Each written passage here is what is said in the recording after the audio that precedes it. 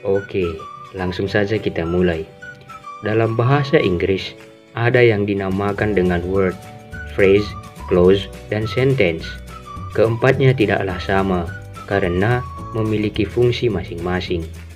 Sekarang mari kita bahas satu persatu. Yang pertama, word, kata.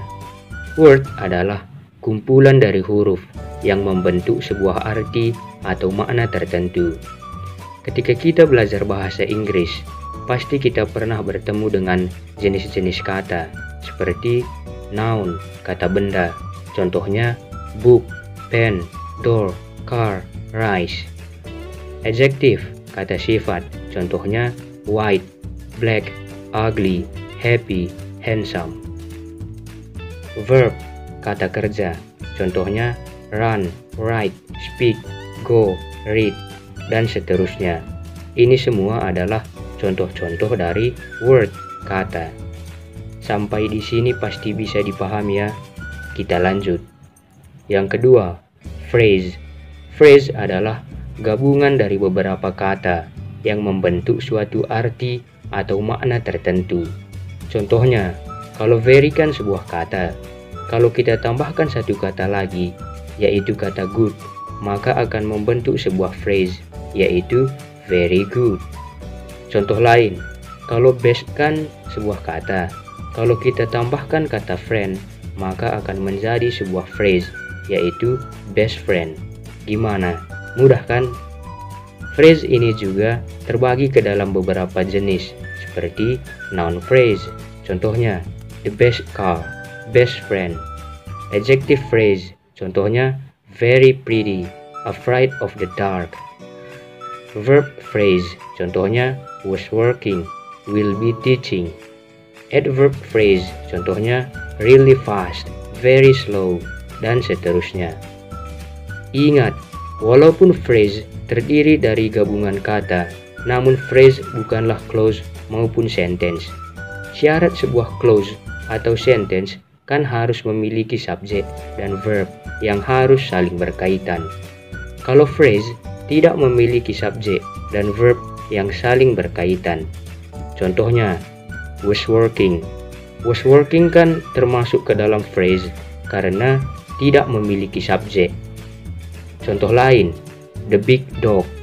The big dog bukanlah clause ataupun sentence karena tidak memiliki kata kerja, verb. Dapat dipahami ya? Kita lanjut. Yang ketiga, clause, klausa. Clause adalah gabungan dari kata yang memiliki subjek dan verb. Oleh sebab itu, clause bisa kita katakan juga sebagai kalimat. Ingat, clause yang bisa kita sebut sebagai kalimat adalah independent clause. Sedangkan dependent clause tidak bisa kita katakan sebagai kalimat, kecuali kita tambahkan independent clause untuk memperjelasnya. Clause dapat kita bagi menjadi dua, yaitu independent clause dan dependent clause. Independent clause. Independent clause adalah clause yang dapat berdiri sendiri tanpa clause lain. Maksudnya, independent clause sudah memberi keterangan dengan jelas apa yang dimaksud tanpa harus diperjelas oleh clause lain. Contohnya, the dog slept. I sing in the bathroom. I will go to school. Dependent clause. Dependent clause adalah clause yang tidak dapat berdiri sendiri atau menjadi kalimat tanpa clause lain. Maksudnya, dependent clause adalah clause yang harus diperjelas oleh clause lain agar apa yang dimaksud bisa jelas dan dapat dimengerti. Coba kalian simak contoh berikut. When Joko arrived, ketika Joko tiba, apakah clause ini sudah jelas? Tentu belum, karena kita tidak tahu apa yang terjadi ketika Joko tiba. Oleh karena itu, kita harus perjelas dengan menambahkan independent clause, yaitu Daniel was sleeping, sehingga akan menjadi when Joko arrived, Daniel was sleeping. Ketika Joko tiba, Daniel sedang tidur. Gabungan dari independent clause dengan dependent clause bisa kita sebut sebagai sentence. Oleh sebab itu, sentence lebih luas daripada clause. Sampai di sini apakah kalian bisa memahaminya? Kita lanjut sedikit lagi. Yang keempat, sentence, kalimat. Sentence adalah gabungan dari kata yang memiliki subjek dan verb. Dan sentence juga mengungkapkan makna atau arti yang jelas dan utuh. Lah, terus bedanya clause sama sentence apa, sir? Ingat, kalimat bisa juga terbentuk dari gabungan phrase maupun clause. Simak contoh berikut. Independent clause, I can eat cake. Saya bisa makan kue. Apakah ini sentence? Jawabannya iya.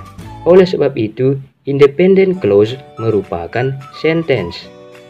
Dependent clause, after I eat dinner, setelah saya makan malam. Apakah ini sentence?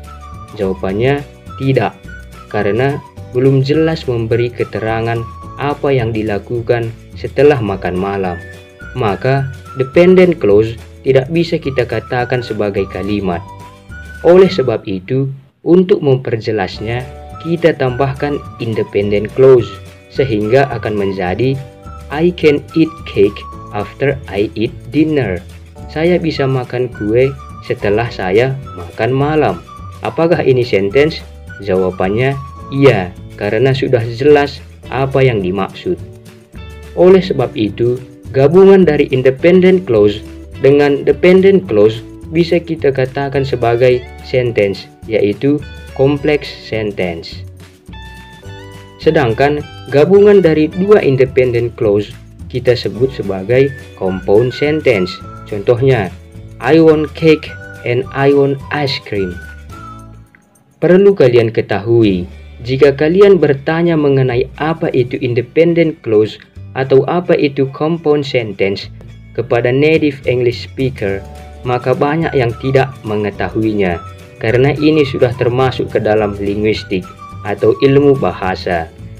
Cukup sekian dulu pembahasan kita di video ini, dan jikalau kalian merasa video ini bermanfaat, jangan lupa like dan subscribe-nya agar kalian tidak ketinggalan video-video selanjutnya. See you!